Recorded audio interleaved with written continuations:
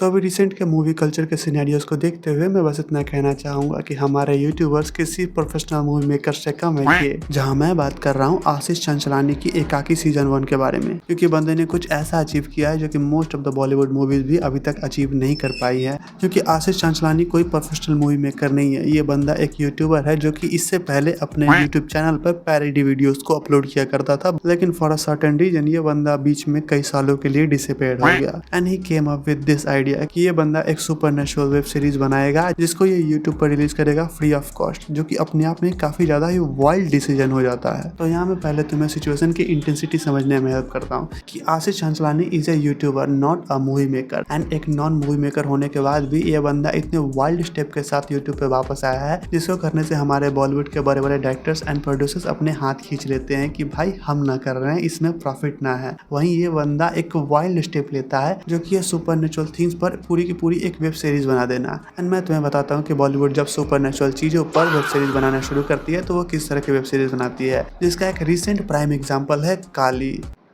शायद यही सीरीज का नाम था। बाकी इसके बाद तुम फ्लाइंग जट ले लो या फिर इंडिया के कोई भी सुपर हीरो वाली मूवी ले लो, सुपर नेचुरल मूवी ले लो, तो इस कैटेगरी में बॉलीवुड की तरफ से तुम्हें कोई ढंग का कंटेंट देखने को नहीं मिलेगा। यही दूसरी तरफ एक यूट्यूबर जिसने अपने स्टोरी को लिखा है, प्रोड्यूस किया है, डायरेक्ट किया है एंड अपनी चैनल पर अपलोड भी कर देता है फ्री ऑफ कॉस्ट पब्लिक के लिए, एंड तब वो बंदा इतने अच्छे आइडिया के साथ आ रहा है। जहाँ ये बात मैं मानता हूँ कि ऑन द पेपर ये स्क्रिप्ट जितनी ज़्यादा इंटरेस्टिंग लगती है ये उसे उतने अच्छी तरह से एग्जीक्यूट नहीं कर पाते हैं। कहीं ना कहीं पूरे शो में आपको एक एमेचर वाली वाइब आती है कि ये शो एक एमेचर द्वारा बनाया गया है, जिसमें तुम्हें camera frame, camera angle, screen play and कभी कभी डायरेक्शन में भी तुम्हें पता चल जाता है कि ये काम किसी प्रोफेशनल का नहीं है, एक एमेचर का है, बट स्टिल पहली बारी के हिसाब से बंदे ने काफ़ी अच्छा काम किया है। एंड भुवन बाम के बाद आशीष चंचलानी दूसरा यूट्यूबर हो गया जिसने अपना करियर यूट्यूब से स्टार्ट करके इंटरटेनमेंट इंडस्ट्री में अपनी एक अलग पहचान बनाई है। बाकी आई नो कि तुम्हें ऐसा लग रहा होगा कि मैंने आशीष चंचलानी को इस वीडियो में कुछ ज़्यादा ही ग्लेज कर दिया, लेकिन नहीं, भाई ने सच में कुछ अच्छा डिलीवर किया है अगर तुम इसे बॉलीवुड से कंपेयर करो तो, क्योंकि ज़्यादा तक बॉलीवुड मूवी इस लेवल को रीच नहीं कर पाती।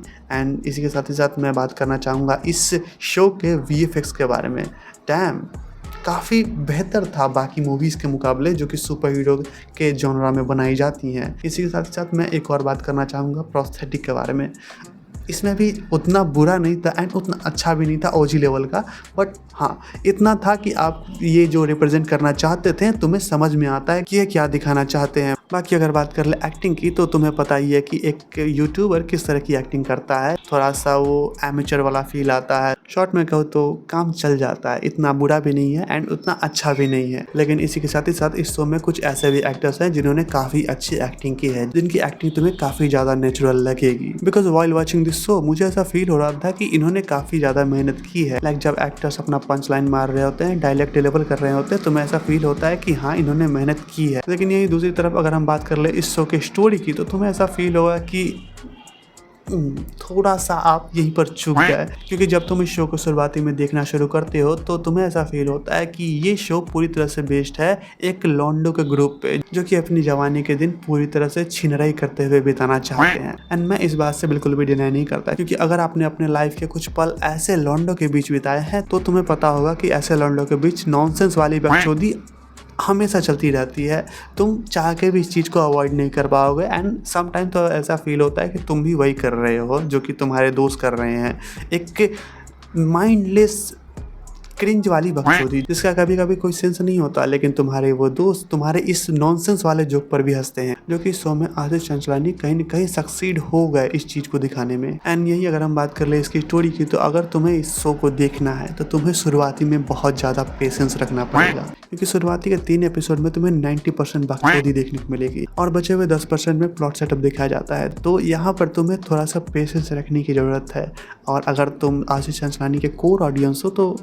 इससे कोई फर्क नहीं पड़ता, क्योंकि तुम इस चीज को भी एंजॉय करोगे। बाकी अगर हम बात कर ले इस शो में आशीष चंचलानी की तो ये बंदा अपने मार्वल के फेटिशेस को पूरा करने में पूरी तरह से सक्सीड हुआ है। इस बंदे ने अपने सारे वो फैंटेसीज थी और फेटिशेस थे सुपर हीरो मूवी वाले, उन सभी चीज़ों को फुलफिल करता हुआ इस शो में दिखाई देता है। So that's all I want to say about एकाकी। एंड अगर इस वीडियो में मैंने आशीष चंचलानी को कुछ ज़्यादा ही ग्लेस कर दिया हो तो उतना माइंड मत करना, but I like this show and अगर तुमने ये सीरीज़ देखी है एंड तुम्हारे भी कुछ थ्योरीज हैं तो चलो कमेंट सेक्शन में बात करते हैं। बाकी मिलते हैं नवा नेक्स्ट वीडियो, तब तक के लिए वी एक्सप्लेन।